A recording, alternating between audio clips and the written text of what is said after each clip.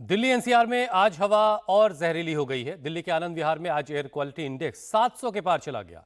दिल्ली के मुंडका में AQI 550, वजीरपुर में 350 से ऊपर है। दिल्ली में जहरीली होती हवा के बीच आज से ग्रैप फेज 2 लागू हो जाएगा। आज से दिल्ली में डीजल से चलने वाले जनरेटर पर रोक लगा दी जाएगी। साथ ही कोयले से चलने वाले तंदूर भी बंद कर दिए जाएंगे। दिल्ली सरकार का रेड लाइट ऑन गाड़ी ऑफ अभियान भी आज से शुरू हो रहा है। इसके साथ ही दिल्ली में गाड़ियों की मूवमेंट कम करने के लिए पार्किंग फीस भी बढ़ाई जा रही है।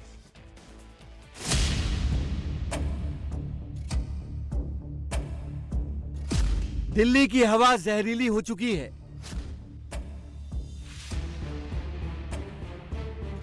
दिवाली से पहले ही एयर क्वालिटी इंडेक्स 300 के पार पहुंच चुका है। हालात को काबू करने की हर कोशिश या तो विफल है या राजनीति की भेंट चढ़ गई है। ऐसे में अब दिल्ली एनसीआर में ग्रेडेड रिस्पांस एक्शन प्लान के फेज 2 को लागू कर दिया गया। इसका मतलब यह है कि कल से दिल्ली एनसीआर में डीजल से चलने वाले जनरेटर पर रोक होगी। प्राइवेट व्हीकल्स को कम करने के लिए पार्किंग के चार्जेस बढ़ाए जाएंगे। इसके अलावा अब दिल्ली सरकार ने रेड लाइट ऑन गाड़ी ऑफ अभियान भी शुरू किया है, जिसमें लोगों से अपील की गई है कि रेड लाइट होते ही अपनी गाड़ी का इंजन बंद कर दें। हालांकि दिल्ली में जैसे जैसे पॉल्यूशन बढ़ रहा है वैसे वैसे सियासत भी तेज हो रही है। दिल्ली के पर्यावरण मंत्री गोपाल राय ने फिर बढ़ते पॉल्यूशन का ठीकरा बीजेपी के सिर फोड़ा है। हरियाणा और यूपी की सरकारों को प्रदूषण के लिए जिम्मेदार ठहराया है। ये दुर्भाग्यपूर्ण है कि हरियाणा और उत्तर प्रदेश के अंदर पराली जलने की घटनाएं लगातार बढ़ रही हैं। अब चूंकि मौसम ठंडा हो रहा है तो प्रदूषण का स्तर बढ़ रहा है। हमारी भारतीय जनता पार्टी के सरकारों से और नेताओं से अपील है कि प्लीज हरियाणा और उत्तर प्रदेश में भी पराली घटना जो जलने की घटना है उसे रोक लगाइए। कल मैं आनंद विहार गया था। आनंद विहार में देखा हमने कि दिल्ली में हम CNG और इलेक्ट्रिक बसें चला रहे हैं, लेकिन आनंद विहार में हजारों की तादाद में डीजल की बसें अभी भी धुआं उड़ा रही हैं। तो हमारी जो इतनी सरकारें हैं भारतीय जनता पार्टी की, उनसे निवेदन है कि प्लीज आप कोऑपरेट करिए। हर एक चीज हरियाणा के ऊपर डाली जाती है और हम तो एनसीआर का इलाका है। एनसीआर जो है दिल्ली के साथ लगता है। अब पराली जलाने वाला जो सिलसिला है वो पंजाब से आता है। हमारे तो पराली है ही नहीं।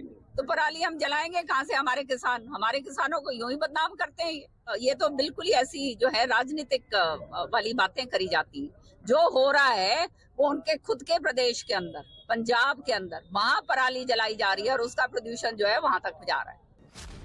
गोपाल राय ने उत्तर प्रदेश सरकार पर इल्जाम लगाए तो यूपी सरकार के मंत्री दयाशंकर सिंह ने तुरंत जवाब दिया।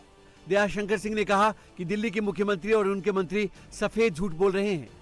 कमियों को छुपाने के लिए ये झूठ बोल रही है या उनके मंत्री झूठ बोल रहे हैं। हम लोग जो है एनसीआर रीजन के लिए सुप्रीम कोर्ट के गाइडलाइन के तहत हम लोग वहाँ पर CNG बस चलाते हैं, हम लोग इलेक्ट्रिक बस चलाते हैं। हम लोग जो है यदि डीजल में बस होता है तो हम लोग यूरो 6 बस चलाते हैं और इस तरह की कोई भी और बसें हमारे पूरे एनसीआर क्षेत्र में नहीं चलता। अपनी कमियों को छुपाने के लिए, क्योंकि ये लोग झूठ बोल के ही राजनीति में आए हैं। जो बात ये लोग बोलते हैं उसके विपरीत ये लोग कार्य करते हैं। अब केजरीवाल से बड़ा नाटकीय आदमी और झूठा पूरे देश में नहीं। दिल्ली सरकार दावा कर रही है कि पंजाब में पराली जलाने के मामले कम हुए हैं, लेकिन हकीकत इससे कहीं अलग है। ये तस्वीरें जालंधर की हैं। देखिए कैसे यहाँ पर पराली जलाई जा रही है। इसके साथ साथ केवल सोमवार को ही पराली जलाने के 65 नए मामले सामने आए, जिसके बाद कुल गिनती 1510 हो गई। पराली जलाने के आरोप में 136 किसानों के खिलाफ केस दर्ज कर लिया गया है। इसके साथ ही 384 किसानों पर 10,20,000 रुपए का जुर्माना भी लगाया गया है, जिसमें से 8,85,000 के जुर्माने की सरकार ने रिकवरी भी कर ली है। पराली जलाने का हमारा कारण ये रहता है कि हम मशीन नहीं लगा पाते। हमने पराली में आग इसलिए लगाई क्योंकि हमारे पास कोई और साधन नहीं है। इसलिए हमने 1-2 कनाल में आग लगाई थी ताकि थोड़ी जगह बन जाए। छोटा जमींदार नहीं कर सकता, हम ऐसी मशीनें नहीं खरीद सकते हैं, इसलिए हमने आग लगाई। निजी आदमी एक दो गट्ठे ले लेते हैं, लेकिन सरकार ने हमें कोई सुविधा नहीं दी है। प्राइवेट वाले बेचारे को है माड़े मोटे आउंदे आ। दिल्ली में हवा के साथ साथ यमुना के जहरीले झाग के लिए भी आम आदमी पार्टी की सरकार हरियाणा और यूपी को जिम्मेदार ठहरा रही है। इस पर कांग्रेस ने आम आदमी पार्टी की सरकार पर सवाल उठाए। दिल्ली कांग्रेस के अध्यक्ष देवेंद्र यादव ने कहा कि यमुना के प्रदूषण के लिए असली जिम्मेदार दिल्ली की सरकार है। यमुना एक्शन प्लान में जो 6500 करोड़ रुपए आए, वो कहीं ना कहीं जल बोर्ड को उसको ऊपर खर्च करना था। जो पानी या जो नाले हैं उनको बेहतर तरीके से ट्रीट किया जाना चाहिए था यमुना में डालने से पहले। वो स्थिति निश्चित ही उसकी जिम्मेदारी दिल्ली की सरकार की है। तो मैं चाहूँगा कि केंद्रीय एजेंसीज एलजी इसके अंदर निश्चित ही कोई ना कोई इंक्वायरी बैठाएं कि जो 6500 करोड़ रुपए और जो जीका का, जापान इंटरनेशनल का पैसा इसमें लगा है साफ सफाई के नाम पर, वो कहाँ किसकी और किसकी जेब में गया है।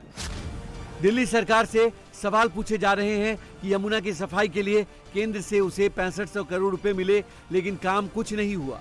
इसलिए पता तो ये लगाना चाहिए कि वो पैसे किसकी जेब में गए।